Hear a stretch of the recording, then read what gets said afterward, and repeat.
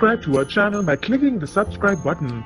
Click the bell button and enjoy the latest uploads from बेगुनाह से डर रही है राही और गुनहगारों के यानी कातिलों के घर पे रह रही है राही। कोठारीज का ऑनर किलिंग का मामला आएगा सामने।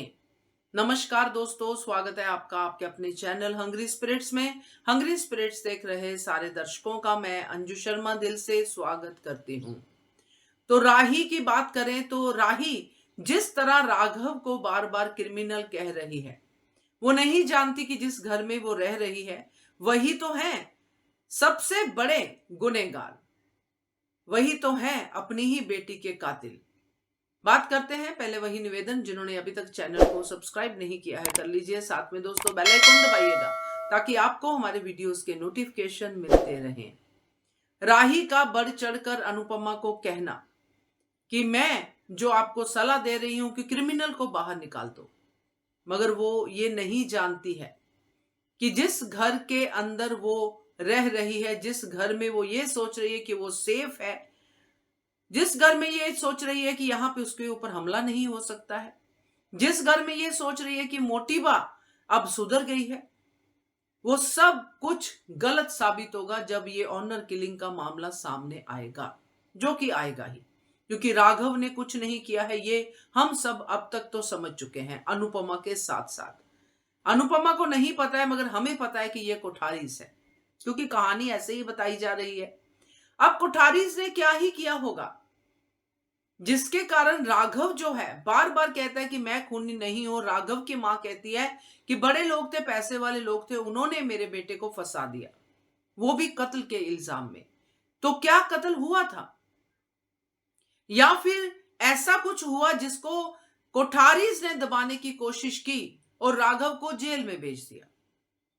क्योंकि कहानी के हिसाब से ऑनर किलिंग दिखाई दे रही है, और ये किलिंग हुई या जो बात करते करते कुछ कभी हादसे हो जाते हैं उनको ढकने के लिए ये सब ड्रामा किया गया, ये कोठारीज ही जानते हैं। मगर हमारा अंदाजा ये कहता है कि जब ये शादी हुई थी तब कोठारीज के हिसाब से उनकी बहुत बेइज्जती हुई, क्योंकि उनकी बेटी ने उनके जो भी सो कॉल्ड इज्जत के जो झंडे हैं उनको नीचे गिरा दिया, क्योंकि उसने गरीब से शादी की, भाग के शादी की, ये सब कुछ हुआ।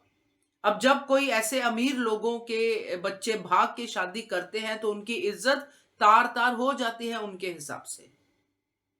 लोग भी पीछे नहीं हटते हैं ताने मारने से। हमने देखा ही है कि अभी अनुपमा एक कदम भी नहीं राघव के साथ चली है तो चक्कर की बातें शुरू हो गई है, तो लोगों की जुबान पकड़ी नहीं जा सकती, इसलिए ऐसे घटिया लोगों को इग्नोर ही करना पड़ता है।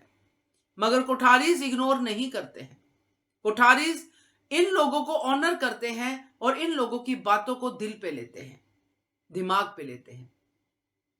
मोटी बा जो अपनी इज्जत बचाने के लिए क्या क्या कांड हमारे सामने कर चुकी है, लेटर जलाना और सपनों के साथ खेलना राही और प्रेम के, अपने ही पोते के दिल में जो है दुख पैदा करना कि मोटी बा ने 2 बार धोखा दिया, पहले उसकी बीमारी की एक्टिंग करके, फिर ये लेटर को जला के।